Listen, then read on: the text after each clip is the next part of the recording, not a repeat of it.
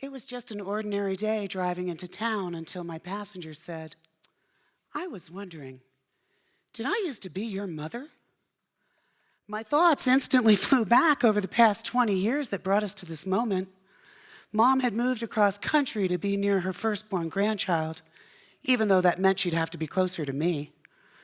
I was the fourth out of 7 kids and had gone to boarding school at 15. Shortly after graduation, I moved thousands of miles away from my family, and here she was. I'm the fourth out of 7 kids.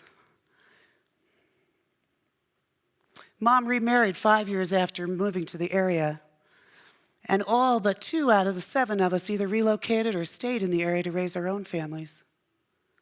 10 years before, she'd repeatedly invite us over for dinner and yet was always surprised when we showed up. I tried to talk to her and her husband about it at the time, and it didn't go over very well. But really, who wants to hear, "Hey, I think you might be developing Alzheimer's"?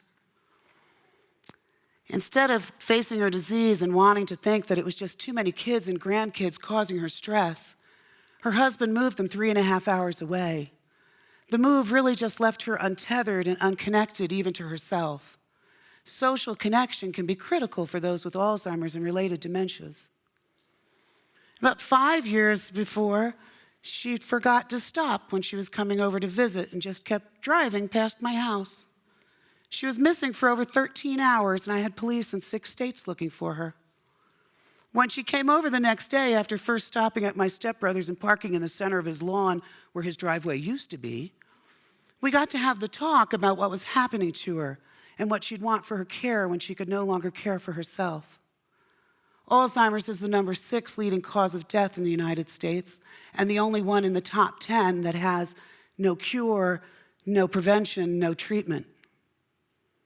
Mom started staying with us for long weekends to give her husband a care break. I heard my daughter telling a friend, "You know, my grandma can be kind of funny. She might say hello a lot, but she makes really good cookies and she'll forget if we had any." When the toll on her husband's health got to be too great the year before, she'd moved in with us full time. And now she's wondering if she used to be my mother. "Well, you kind of still are," I tell her. Though the truth was we'd never really been that close. We were so much alike and yet just different enough to ever really come together. When she first moved to the area, we tried to work together, and that did not work well at all. She'd actually said to me one time, "Maybe this town isn't big enough for the both of us to live here." Yet now that she doesn't know me, she thinks I live with very nice people and is very content in our home. She had yelled at me during that talk, "I will never live with my children, and especially not you." Yet now she thinks I'm lovely.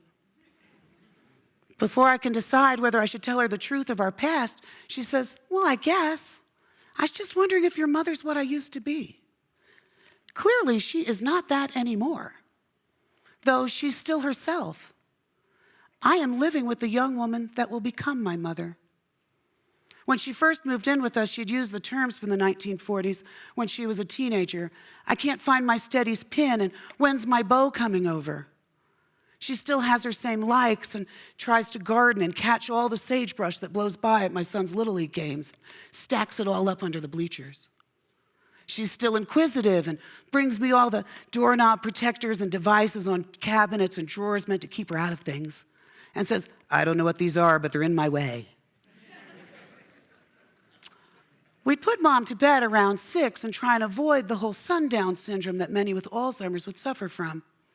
And one night, as my daughter comes back upstairs, she hears, "Rip, Rip, this doesn't fit, this doesn't fit."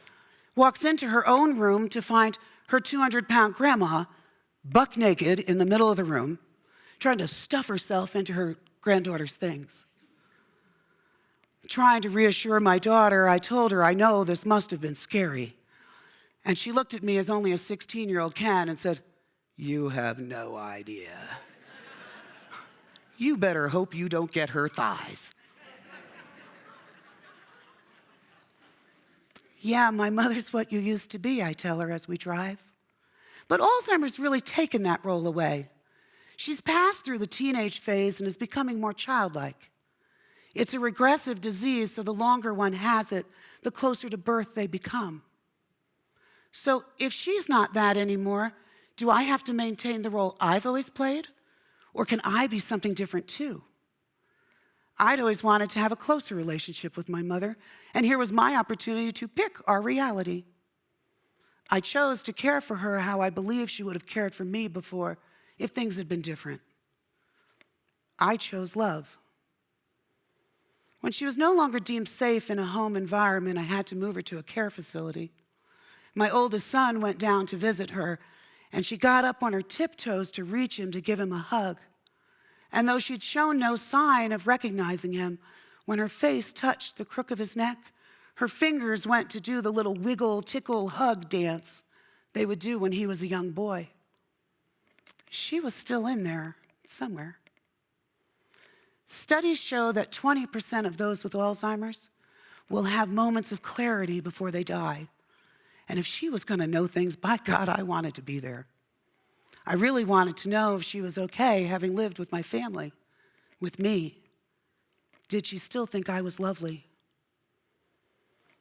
My two oldest were out of the home. My two youngest were still in school and participating in sports and performances. And I was either half attending them or missing them, standing as I was with one foot in my life and one foot waiting at my mother's grave. I had to come to accept that if I was meant to be there when she died, I would be. And if I wasn't meant to be there, it wouldn't matter if I moved into the bed next to hers. The moment I fell asleep, that's when she'd go. So I had to find the love for myself and allow myself the forgiveness to accept that what I could do, if I couldn't do more, that what I could do was enough. It makes me wonder, do we need the other person's participation in order to rewrite our story?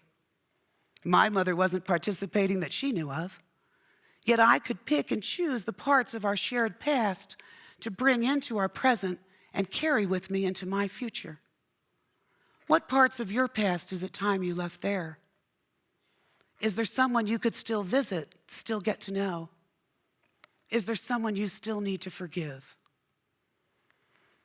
I think my mother was just looking for where she used to fit in as she was on the slide back to infancy with her spirit hovering somewhere between her body and God.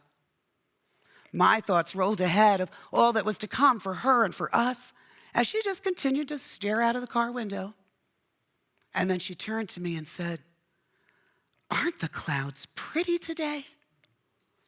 And I realized that though I was driving the car, I was really just along for the ride. Thank you.